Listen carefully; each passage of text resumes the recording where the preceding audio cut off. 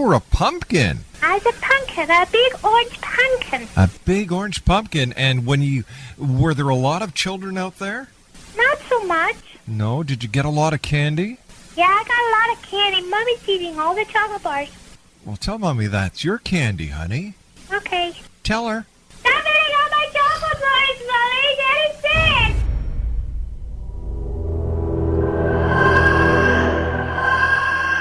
This is the X-Zone Radio TV show with Rob McConnell on the X-Zone Broadcast Network and our worldwide family of broadcast affiliates.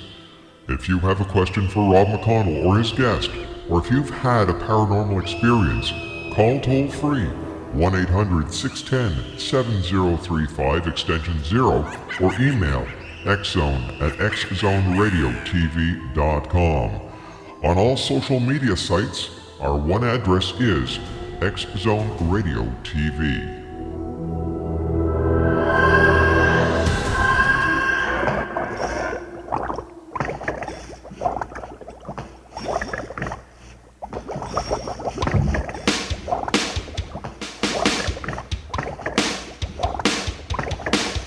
I was working in the lab late one night when my eyes beheld an eerie sight. For my monster from his slab began to rise, and suddenly, to my surprise, He did the mash, he did the monster the mash. monster mash. It was a graveyard He smash. did the mash, It caught on in a flash. he did the mash. He did the monster mash. For my love Notari in the And welcome back to the X-Zone, everyone. I am Rob McConnell, and for the next 4 hours, I'm your host and your guide as together we cross the time-space continuum to this place that I call the X-Zone. It's a place where people dare to believe and dare to be heard. It's a place where fact is fiction and fiction is reality. And the X-Zone comes to you Monday through Friday from 10 p.m. Eastern until 2 a.m. Eastern, right here on the Talkstar Radio Network, Mutual Broadcast Network, and, of course, the X-Zone Broadcast Network and our family of broadcast affiliates right around this little blue planet of ours. If you'd like to send me an email, xzone@xzoneradiotv.com, on all social media sites, X-Zone Radio TV. And for the broadcast schedule of the X-Zone Broadcast Network and our many great paranormal parapsychology shows, visit www.xzbn.net. Well, as you all know, this is Halloween month here in the X-Zone, and Halloween is a very special time of year. And what we're doing is we're bringing people from all over Canada and the United States and the United Kingdom here on the show to talk about ghost, hauntings, and things that go bump in the night. And joining me this hour is Dan Terry, and he is a 34-year police veteran, a retired police chief, and has been writing ghost haunting stories for the past 15 years. He participates in and leads ghost hunts and ghost tours not only in his native Missouri, but in haunted places throughout the Midwest. Joining me now is Dan Terry. And Dan, welcome to the X-Zone, and thank you very much for your service to your community and your country as a police officer. Thanks very much. It was an honor to do it. Tell us a little bit more about yourself, Dan, and what was it that made a police chief, a retired police chief, interested in the paranormal? Well, I started ghost hunting back in the 70s, actually. I started out right after watching Kolchak the Night Stalker back in the mid-70s. You remember that show, right? I sure do. Oh, that show was awesome. So I started ghost hunting then. When I got my driver's license, I kept it up. Uh-huh. About 1982, I decided to join the military and found out if I talk about hearing dead people in empty rooms, they're not going to promote me at all. So I had to quit ghost hunting for that and the beginning of my police career until Ghost Hunters come on television and brought it all into the mainstream. And then I'm back at it. You're back at it, and the rest is history. How many books have you written, Dan? Oh, about 6, I suppose, now. My goodness. And tell me, as a police officer, did you come across any paranormal activity? All the time. Not so much within the job, although it had been known to happen. I do believe one of the first ones, a lady called us in because her walls were bleeding. Her walls were bleeding. Yes. Yes. Of course, finding the melted crayon in the skillet on the stove kind of tipped me off. Yeah. And then when she started talking about the men in black trying to kidnap her children, yeah, we figured out that was a false lead. My gosh. But besides the false lead with this lady, during your patrol years, during your investigative years, was there any paranormal activity that actually went on the books during a police report receiving an incident number? No, I'm afraid it didn't. Once I was back into this after about 98, we did start seeing shadow people, and I can tell you this one. I went to a graveyard that was very haunted, shadow people. Right. And the local ambulance districts, 4 of their people went up there because it was really close, and they got scared out of the place. They told me it wasn't real till they got back, and they actually saw somebody in their car, and when they got back to the car, the inside of the windows were fogged up. So we got that. I've also investigated a couple of prisons, a Gasconade County jail. We're still the only ghost investigators to do Gasconade County jail. And I've recently done the Herman, Missouri police station. Now, you were talking about shadow people. What's the difference between a shadow person, singular, compared to a ghost? I'm not exactly sure whether it is a ghost that has not learned how to form completely. I do believe there is a subset of the shadow phenomena in which they are watchers. And these are the ones that seem to flee as soon as they find out they've been seen. And I compare their movement to the tongue of a snake. It's out and back in before you even realize what you saw. They move so fast. But I also believe I've encountered at least one evil spirit that pretended to be a shadow, and he actually challenged me. And other than that, I'm just not exactly sure what they all are. Now, when you see shadow people, are these the images that people see through in the corner of their eyes, or are these dead-on, head-on visual sightings? I've seen them head-on, Really? crossing the street, running from grave to gravestone, tree to tree. Yeah. I actually got one caught between me and another investigator on a stairway in a place called the Harney Mansion, General Harney's old mansion.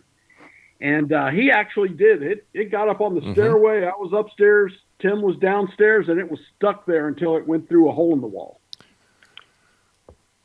Where do these shadow figures come from? I wish I knew. They show up and they leave. Like I said, to me, most of them seem to be watchers. And Right. as soon as they know they've been seen, they'll take off. There's a Lemp Brewery. Maybe you've heard of the Lemp Mansion up in St. Louis. And that's an old beer baron. Right. His mansion and his brewery. And just in the last year, about 3 times, I've been chasing shadow people through their basement. I have noticed, the basement of the brewery, I should say. And I have noticed that if I can pin them into a corner, they're kind of stuck there and we can actually see them. But if there is a hole of any size, going to another room or outside or what, they can disappear on you. Just zip through it. But if I can get them in a corner where there's nothing, then they have to go past us to get out. So there's more to them than ghosts. I just ain't figured it out yet. So, in your opinion, Dan, are these shadow people spirits of people who walked this earth, or are they from another plane? Are they from another dimension, or is it a little bit of everything? Well, like I said, I think some are actually demonic spirits that are pretending to be shadow people. Right. I think there may be some that are ghosts, and I kind of lean on the ghost theory because at the beginning of this the phenomena, most of them were wearing hats. Hats. They used to be called the Hat Man or Hat People because they all had hats on. And I know that prior to 1960, about 1960, when President Kennedy was elected, all men wore hats. Yes. That was just expected. It was President Kennedy that started the hatless thing that we continue to. So that makes me believe that a lot of these may be ghosts of people who have been dead for quite some time, at least since the 60s, or, at least they were alive prior to that when everyone wore hats. So do they just stay around and roam the earth until the end of time, or do they go to the other side? Or what happens to them? Yeah. I think the Watchers do that. I think they do just go from place to place because I've seen them in so many different places. But other than that, again, I don't know. I don't have enough information. I don't believe the majority of them is evil. Most of them flee as soon as they know they've been seen. But I just don't know what they are. Now, I did deal with one over at the Tri-County truck stop, which is it's been on a lot of the TV shows. Mm-hmm. And that one actually started pacing the wall back and forth. And when I challenged it, it reacted and then stuck around for about another 10 minutes. There was about 12 people in the room watched it. My gosh.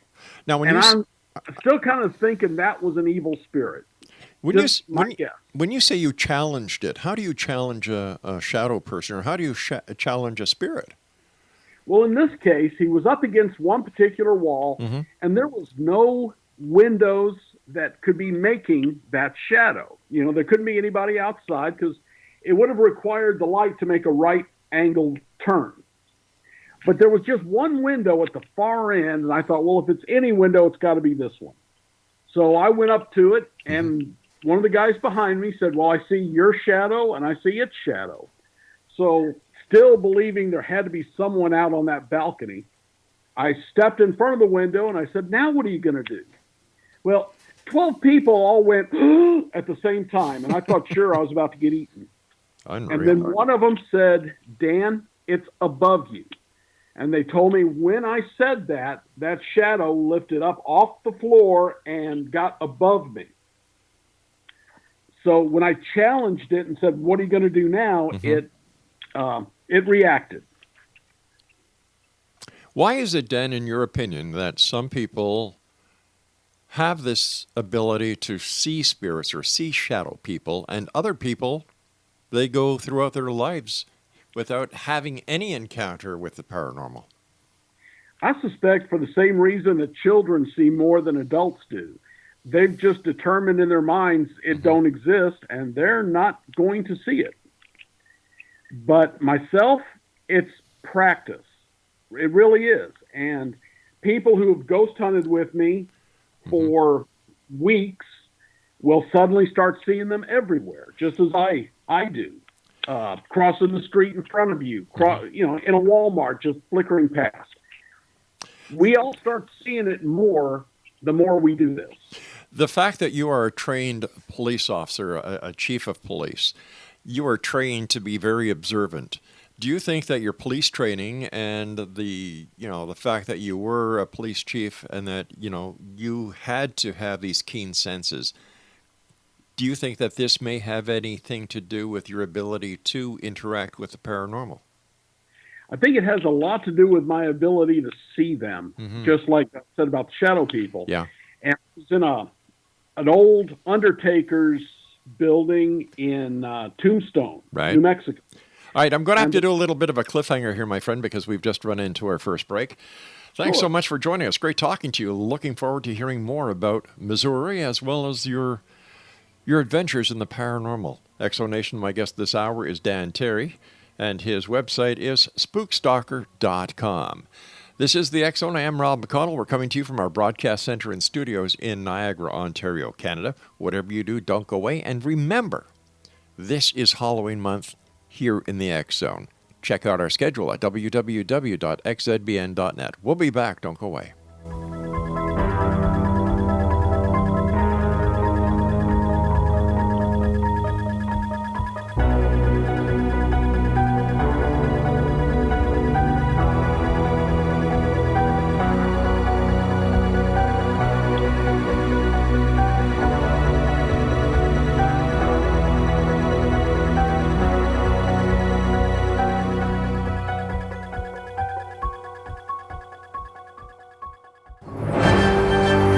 From the international news desk of the X-Zone Broadcast Network in London, England, here is today's Bits and Pieces. Welcome to Bits and Pieces from the Relmar McConnell Media Company studios and offices in the United Kingdom. I am Karen McPhee. Today is Wednesday, October 21st, 2020. Today is Back to the Future Day, Apple Day, Babbling Day, Breast Reconstruction Awareness Day, Celebration of the Mind Day, Check Your Meds Day, Count Your Buttons Day, Garbanzo Bean Day, Global Dignity Day, Global Iodine Deficiency Disorders Prevention Day. Today is also Hagfish Day. Hagfish are typically about 50 centimeters in length. The largest known species is Eptotretus goliath, with a specimen recorded at 127 centimeters, while Myxine koi and Myxine pequenoi seem to reach no more than 18 centimeters. Some have been seen as small as 4 centimeters. Today is also International Day of the Nacho, Love Your Body Day, Medical Assistants Recognition Day, National Pets for Veterans Day, National Pumpkin Cheesecake Day, National Support Your Local Chamber of Commerce Day, Reptile Awareness Day, and finally, Unity Day. And here is a fun fact that will make you think. Fun fact: about 72% of Americans live within an hour of their parents. My quote for today is, "Some people are like clouds, when they go away, the day gets brighter." And here are today's Bits and Pieces. Could a blindfold be the key to weight loss? Researchers in Israel say your ability to keep the pounds off doesn't just come down to your willpower. A study of the brain finds what a person can see and smell plays a major role in overeating. The study theorizes that people who have higher neural responses to seeing and smelling foods are more likely to gain weight by overeating. And a new study finds that kids would rather spend time with a pet than with a sibling. The study also found girls tended to harbor stronger feelings of companionship with their pets than male participants in the study, but conversely more conflict as well. Girls also disclosed more personal information to their pets than boys did. And our last bit is that research shows that eating cinnamon cools your body by up to 2 degrees and maintains the integrity of the stomach wall. According to a study, the brain's biological clock stimulates thirst in the hours before bedtime to prevent dehydration during sleep. And now from the world of entertainment, David James Redford, the son of Oscar-winning actor and filmmaker Robert Redford, has died of bile duct cancer of the liver. He was 58. Born May 5, 1962, Redford, who went by his middle name, was a documentary filmmaker whose projects mainly focused on the environment and health. Family members said he died on Friday at his home in Northern California. And for those who like taking naps during the day, sleep has long been big business, but now companies are coming for your naps too. New establishments like Nap It Up in Toronto or Houston's Nap Bar are banking that people will pay small fees for a clean, safe place to take a timed snooze. The virus has forced some to close temporarily or pivot to virtual events, apps or sleep boxes that you can order by mail to improve your napping at-home experience. And finally, Amsterdam uses flower power to make streets safer. The Dutch city of Amsterdam is famed for being a cycle-friendly city, but now authorities are harnessing flower power to make the city safer for pedestrians. Officials are placing wooden plant and flower boxes along the railings of the city's iconic bridges, stopping bicycle parking on the bridges in the Dam Stratches district, a spokesperson for the city told CNN. The technique, which has already been used in other areas of Amsterdam, such as Haarlemmerstraat, is designed to allow more space for pedestrians on the sidewalk. Cycling is popular in the Dutch capital, both among locals and tourists. More than half, 58%, of Amsterdam's residents over the age of 12 cycle at least once a day, and the city is home to some 767 kilometers of cycle paths and bike lanes, according to the city's tourism board. There are some 881,000 bikes in the city, which has up to 225,000 bicycle racks, and 10,000 bike parking spots near the central train station.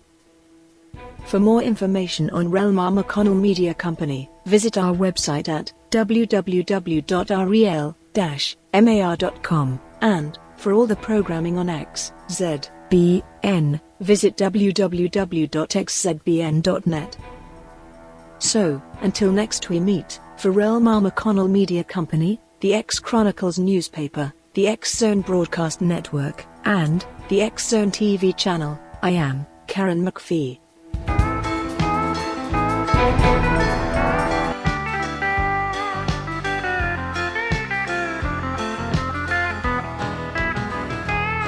You can't trap on Windy Mountain, 'cause the white ghost travels there.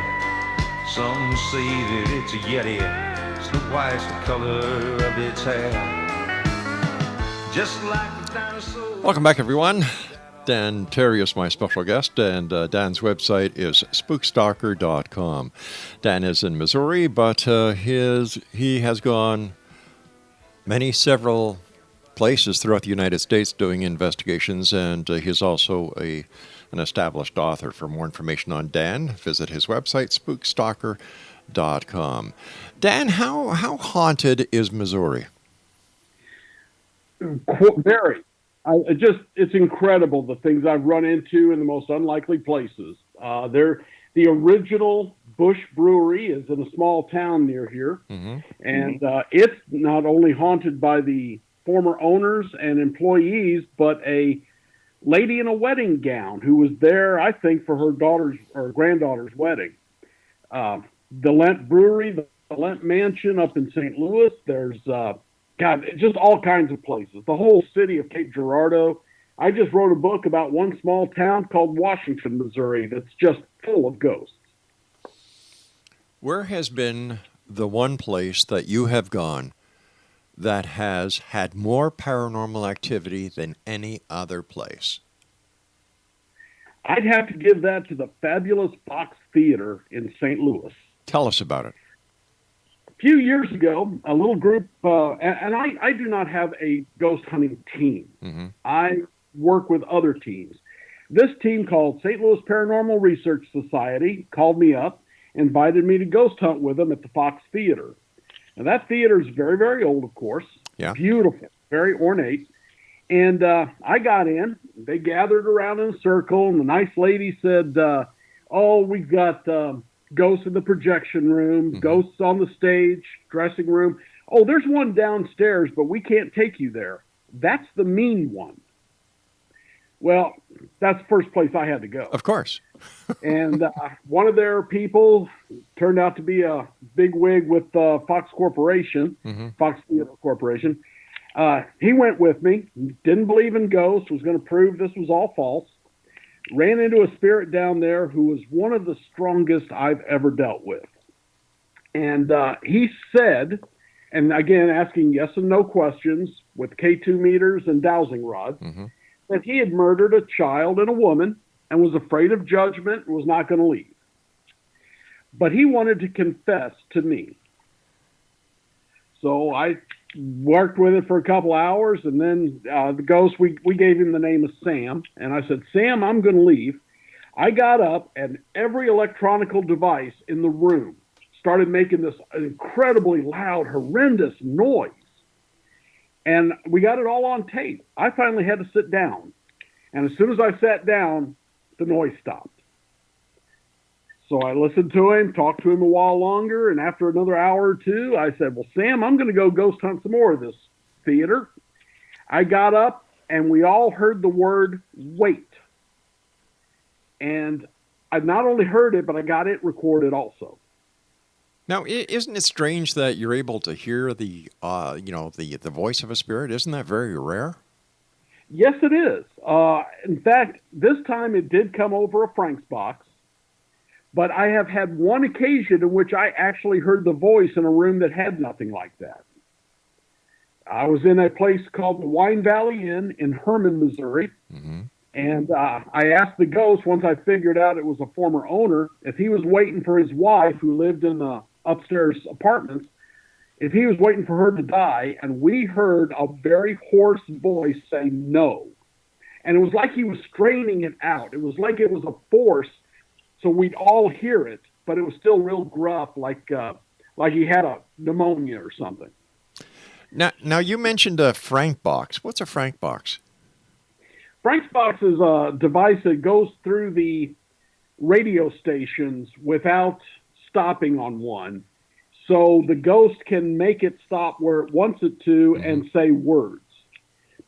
The first time I ever used one was at Morse Mill, which was where the serial killer Bertha Gifford was. And it named the 3 people in that room twice, myself and 2 others. It named us by name. And that's when I started becoming a believer in them. And we use them now and again. Mostly I don't, but the company or the group I was working with does. So would we say it. I'm sorry, Chief. Would the Frank box be like the old multi-band scanners that we used to use way back when? Yes. Gotcha.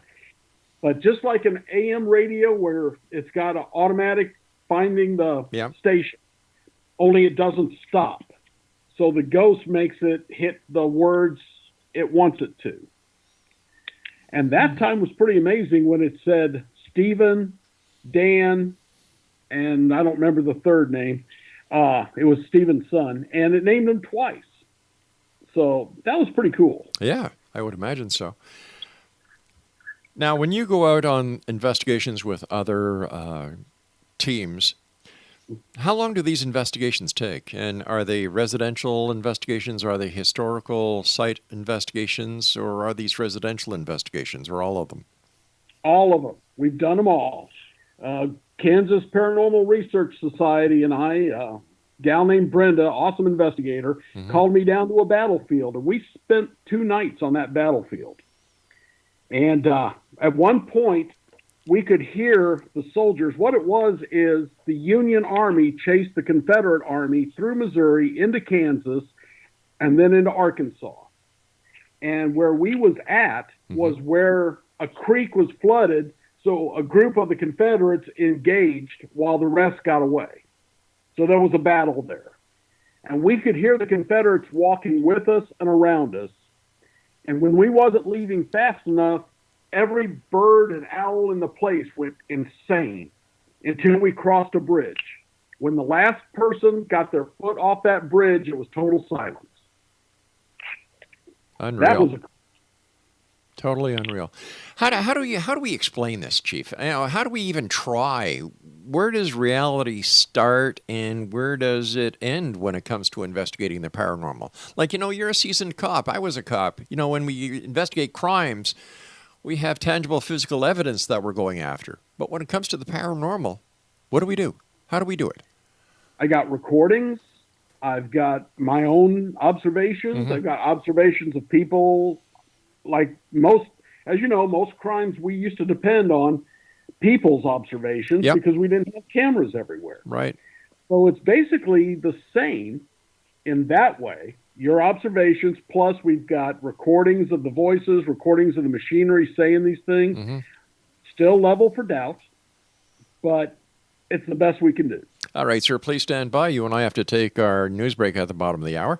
And X Zone Nation, my guest this hour is Dan Terry. He is a 34-year police veteran, retired police chief, and has been writing ghost haunting stories for the past 15 years. He participates in and leads ghost hunts and ghost tours, not only in his native Missouri, but in haunted places throughout the Midwest. For more information about Dan and his books and what the gentleman is up to, visit his website at www.spookstalker.com. That's www.spookstalker.com. And we'll be back on the other side of this commercial break with the news as we continue here in the X Zone from our broadcast center and studios in Niagara, Ontario, Canada. This is Halloween month, everybody. So from us here in the X Zone to each and every one of you out there, happy Halloween. Snow White's the color of its hair.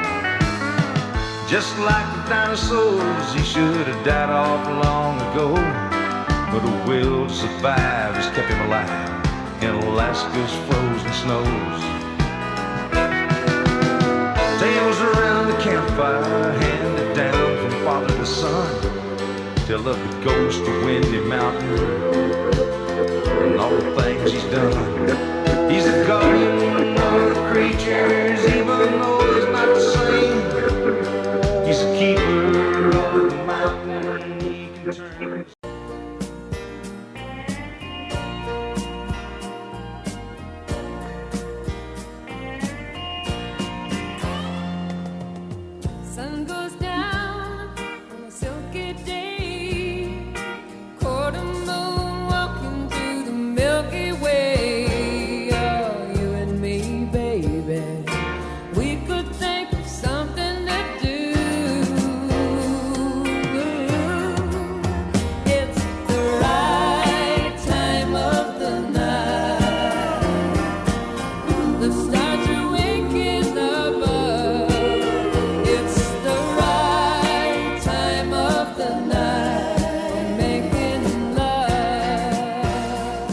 And welcome back to the X Zone. It's the right time of the night, any time of night to listen to the X Zone. We're on air we're on air live 5 nights a week from 10 until 7. From 10 until 2. And then throughout the weekend on various stations and affiliates around the world. If you'd like to find out the broadcast schedule and how you can listen to the X Zone, go to www.xzbn.net. My guest this hour is Dan Terry, and he is at SpookStalker.com. Dan, has there ever come a time when the paranormal has kind of got the back on your hair, the hair on the back of your neck standing, and those goosebumps all over you, and you get that feeling like, uh-oh? Not since the shadow stood up to me that time. But I do feel the hair on the back of my neck raised. That's when I know there's something near. How do you tell the difference between a good spirit and an evil spirit? So far, I've only dealt with a couple, and I am guessing on the one in Tri-County Truck Stop was evil just because he was the only one who stood up to me in that way. Usually I find what I call Casper. Okay. Most ghosts are wanting to talk. The ones at the Fox Theater are amazing for wanting attention. Mm-hmm. And I will pass out a set of dowsing rods to the tours. We're actually doing some tours through there now. And I'll pass out dowsing rods, and people get to talk to the ghosts. And the ghosts, they don't disappoint. A lot of them just want attention. I guess eternity gets pretty dull for them. But why don't they go to the other side? Why do they stick around? That is as many reasons as there are people. Like I said, Sam is afraid of judgment. I've run into several who's afraid of judgment. I worked a residence case about 2 years ago, and they were seeing the shadow of the ghost, and it was walking slowly. It wasn't darting, and things were being moved. I went in, and as I talked to the spirit, I noticed a hole in the closet door. And they said, oh, yeah, the guy who lived here before you committed suicide. So I asked him if he committed suicide. He said yes. I asked him if he was afraid to cross over. He said yes. And then I asked him, are you Catholic? Because, Catholics used to believe that suicide was unforgivable. Yeah, that's right. As soon as I asked that, every meter went off, the rods crossed. That was his thing. He was scared to death to cross over for suicide.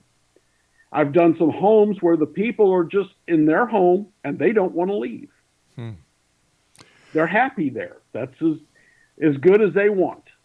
And then, of course, there's always the ones who just don't know they're dead and can't figure out why I'm in their living room.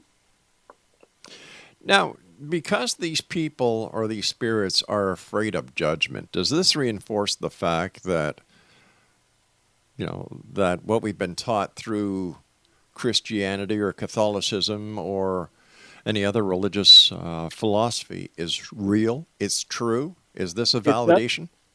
It does for me. And what I kind of want to say is it's real to them. They're afraid to cross over because they believe it. Now, Rob, I don't know how old you are. I'm getting pretty close to 60. And when I was a kid, the hellfire and brimstone Baptist preachers would be up there convincing us ain't none of us worth going to heaven. Yep.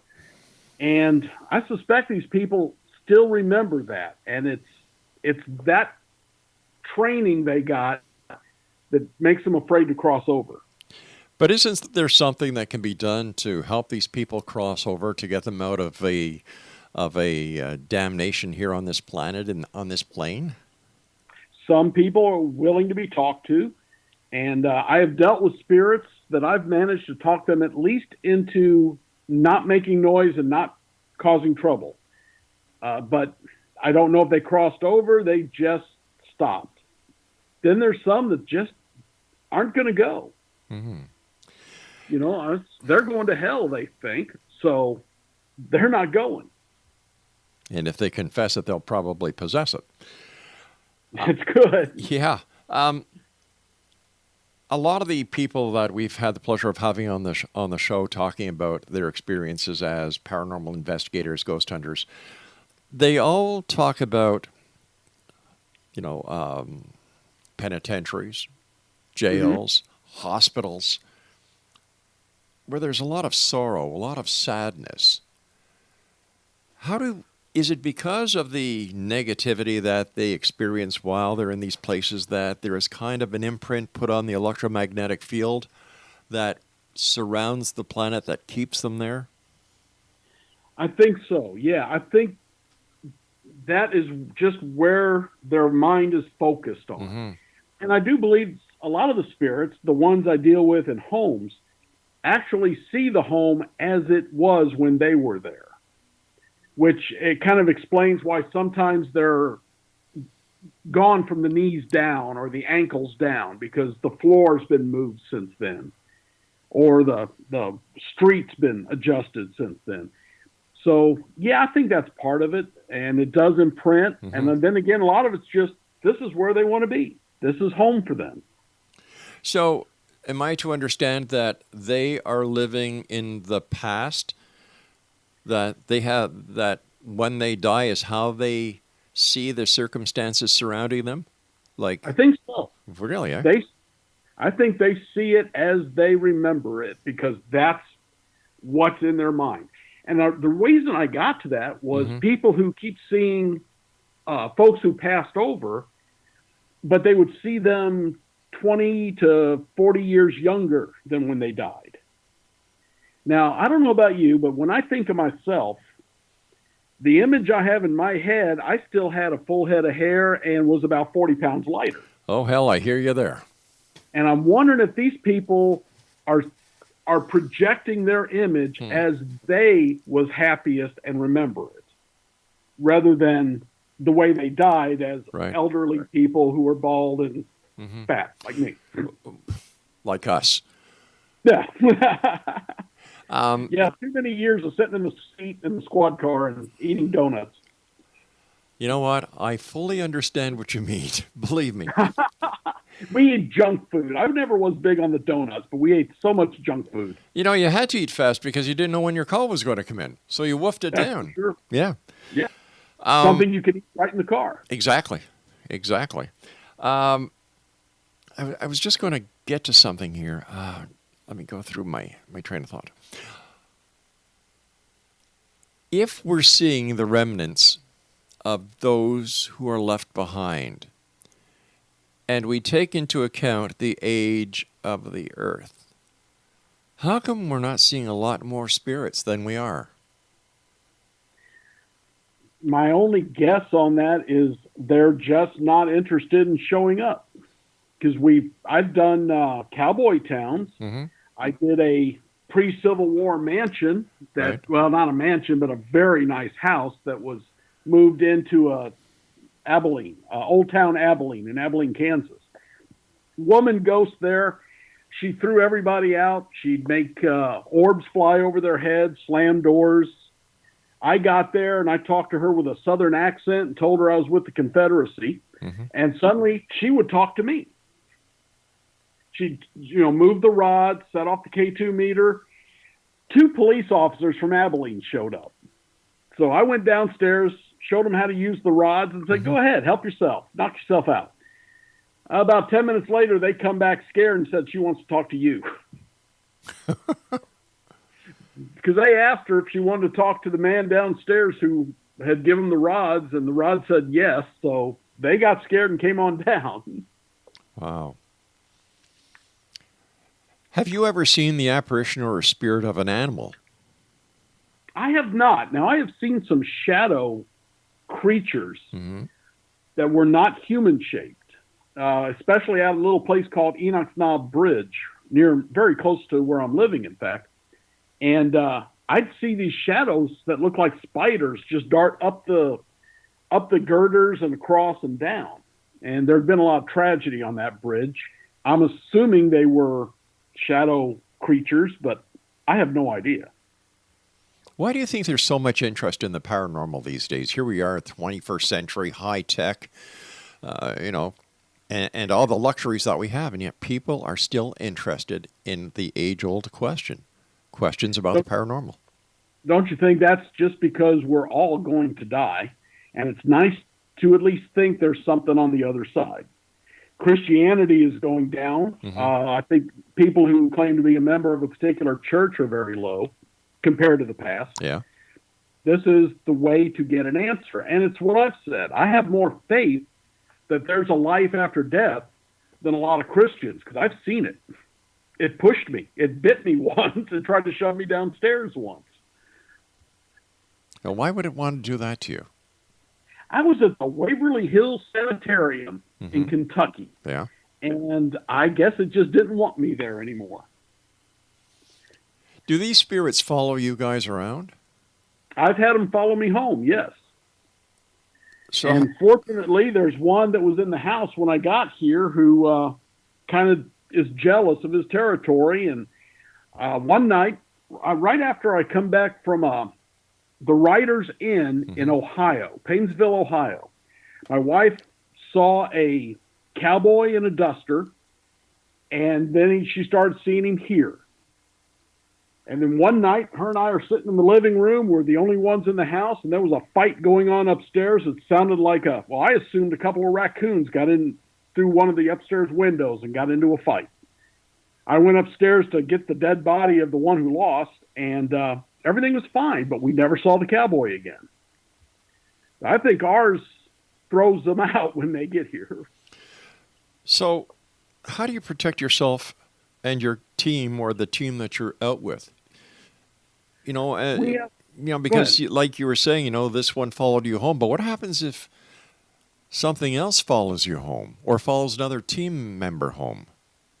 So far, the only thing, the thing that has always worked, and I didn't do it this time because I didn't realize that it was happening. Right. Is when I get out to the car, I just, in a very tough, strong voice, as the man of the house, tell them they're not welcome to come with me. They have to stay. I tell other people the same thing, and they've all said it works. So it's just a matter of, again, the ghosts need us for energy. We don't need them. So I wonder if they aren't, at least in some way, forced to stay away if we tell them to. Here's a thought, and we've got to go to our final break. Why don't the ghosts hang around electrical plants, hydro facilities, if they need energy? Why do they have to suck the energy out of a human? Well, we've offered them other stuff, and I think they've used it. But why they're not at a power plant, that's a good idea. I never thought about it. And I've even done security at power plants. So I really don't know. You and I have to take our final break for this hour, Dan. Again, thanks very much for joining us. And Exonation, if you'd like more information about Dan, please visit his website, SpookStalker.com. That's SpookStalker.com. This is the X Zone, and don't forget, Exonation, not only is it Halloween month here, but we're in the middle of a pandemic. Please follow the instructions of your local health officials. They're trying their very best to keep everyone safe, everyone sound, so that we can return to the new life that we're all going to have on the other side of this pandemic. Dan Terry is my guest. His website is SpookStalker.com, and we'll both be back as we wrap up this hour here in the X Zone on the other side of this break. Don't go away.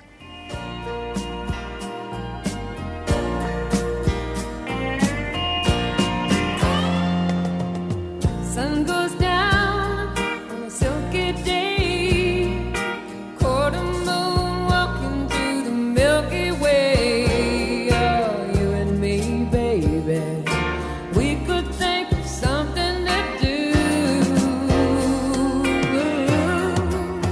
It's the right time of the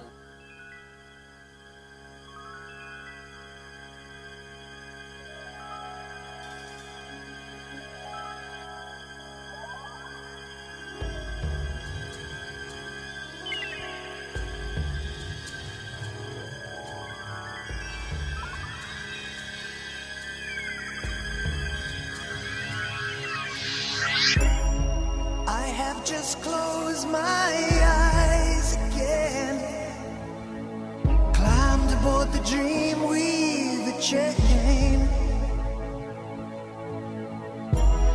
driver, take away my worries of today.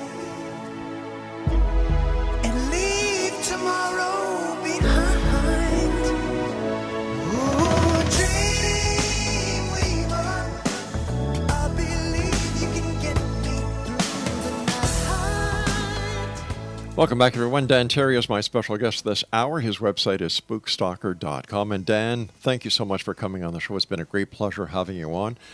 Oh, it's been great. And we'll have to have you back on to talk more about the endless stories that you have. And I'd like to have you back on so that we can talk about your books as well. Sounds great. You and I were talking during the last break about a serial killer that you were following. Her name was Bertha Gifford. And she's the first known female serial killer in Missouri. And as it happened, I had recently attended a lecture by a local historian on her. So I had a lot of the information. When a guy named Steve LaChance, do you know him? I sure do. Steve called another friend of ours about he was getting a investigation in a place called Morse Mill, Missouri. That was an old hotel, and so allegedly Jesse James had been there, and some gangsters had been there, and on and on. And they got me into a three-way conversation on the phone, and I said, I am 80%, 90% sure this is Bertha Gifford's place. Well, it went silent, because if I say 90%, then it's probably real. I don't judge very easily. I think about things before I say them. It turns out that was the place. So we ghost hunted that, and I contacted a spirit who claimed to be Bertha.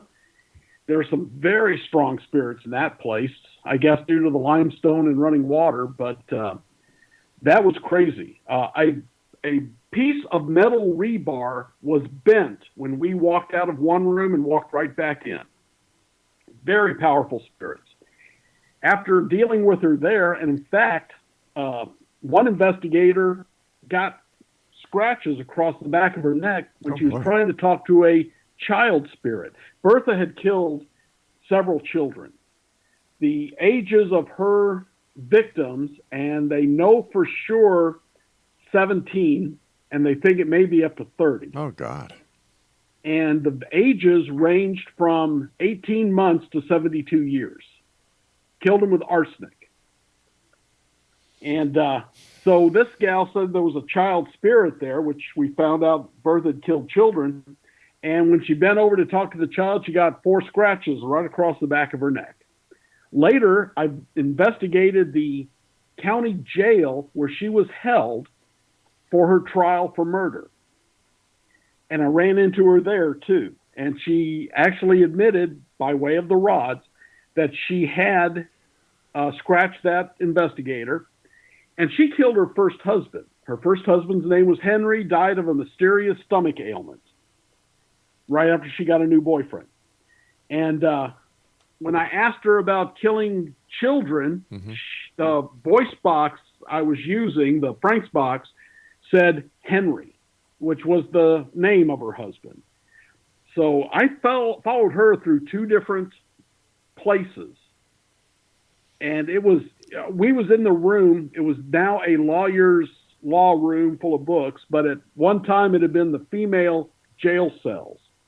And she used to scream out foul language at the people outside, and she wouldn't eat because she was afraid someone would poison her.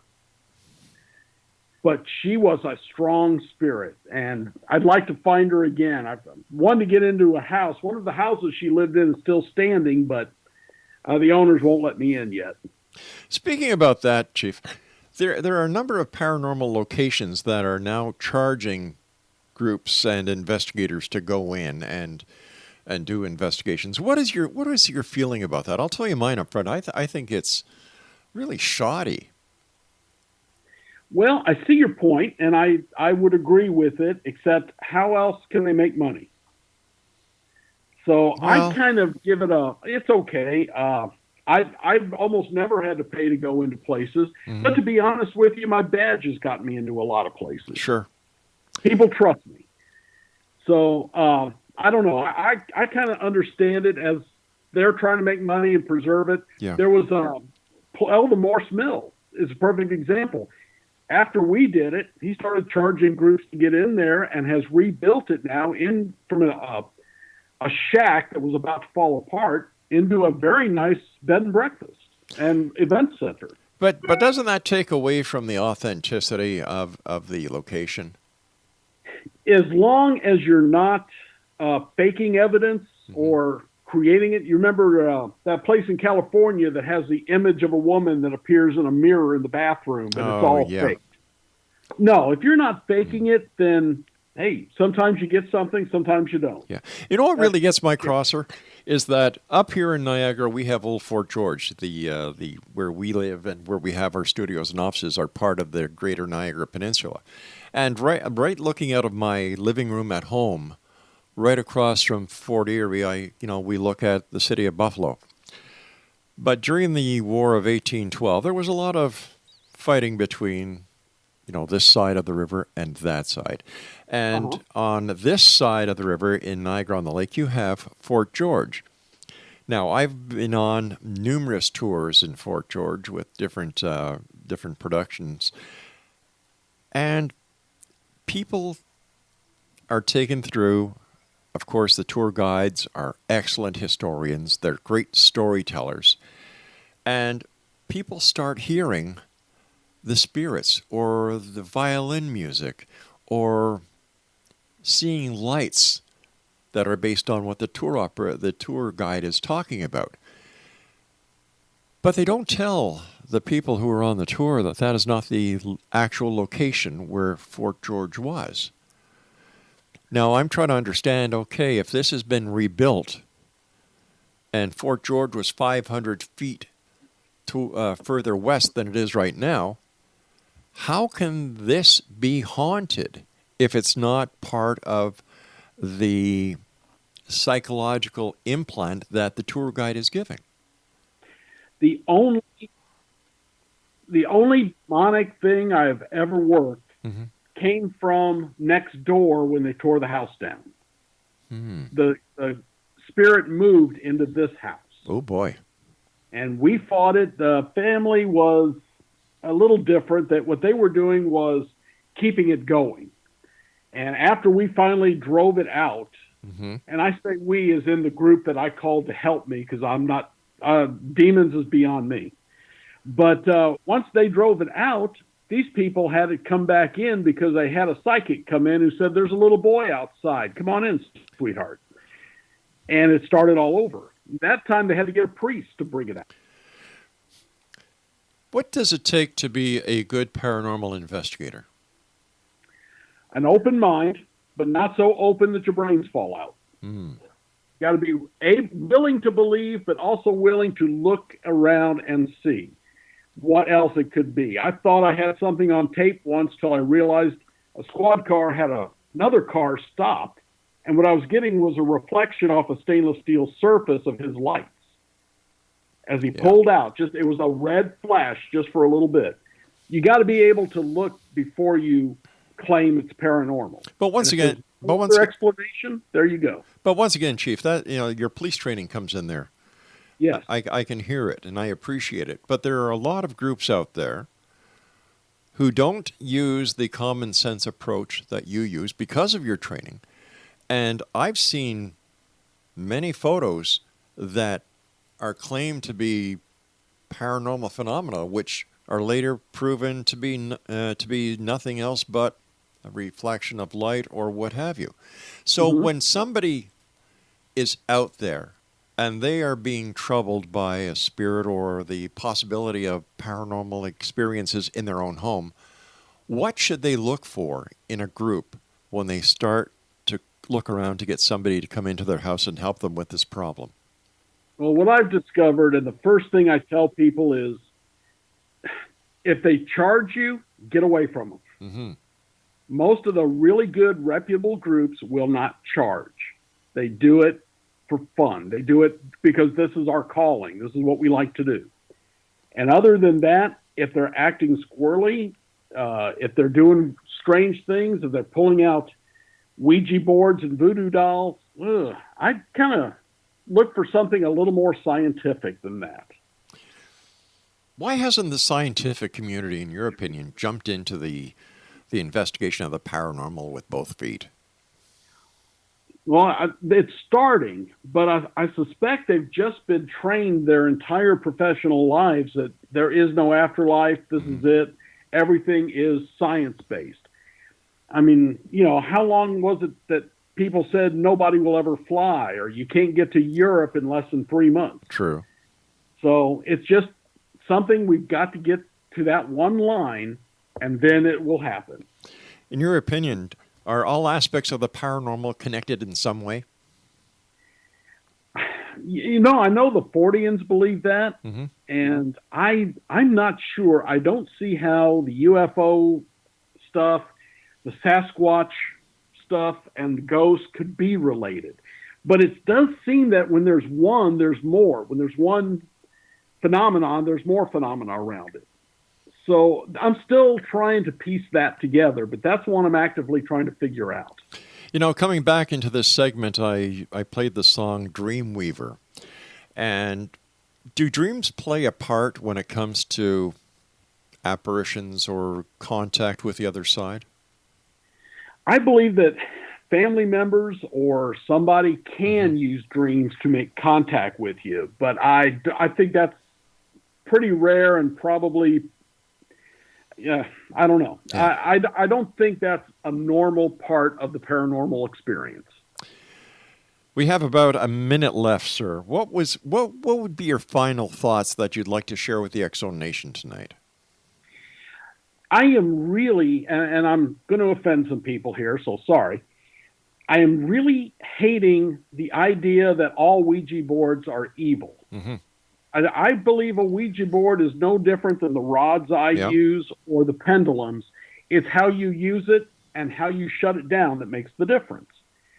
And I really wish people would get over the idea that these things are automatically evil. I just saw where some little town, I think in Europe, outlawed them because they're a gateway for Satan. No, they're just a cardboard thing with the alphabet on it. I hate to see anyone bring fear into this before they even check it out themselves. Makes a lot of sense. Chief, I want to thank you so much for joining us, and let our listeners know how they can find out more about you and where they can buy your books. Well, most of my books are on Amazon. Some of them are on ebooks, and also Barnes & Noble for the Nook. And, of course, you can read more about my adventures on SpookStalker.com. Dan, I want to thank you so much. It's been a great pleasure talking to you. We'll have you back on in the very near future. So from our home to yours and the X-Zone Nation to you, thank you so much for being on the show, and be safe out there, sir. We'll do it, and thank you. I appreciate your time and letting me talk. My great pleasure. X-Zone Nation, our guest this hour has been Dan Terry. And if you'd like to find out more about Dan, about his books and his adventures, as he said, visit his website at SpookStalker.com. I'll be back on the other side of this commercial break with the news as we continue here in the X-Zone with yours truly, Rob McConnell, from our studios and corporate offices in Niagara, Ontario, Canada. If you'd like to send me an email, xzone at xzoneradiotv.com, on all social media sites, X-Zone Radio TV. And don't forget, xzbn.net and the X-Zone TV channel is exclusive on Simul TV. We'll be back on the other side of this break. Don't go away. And happy Halloween, everyone.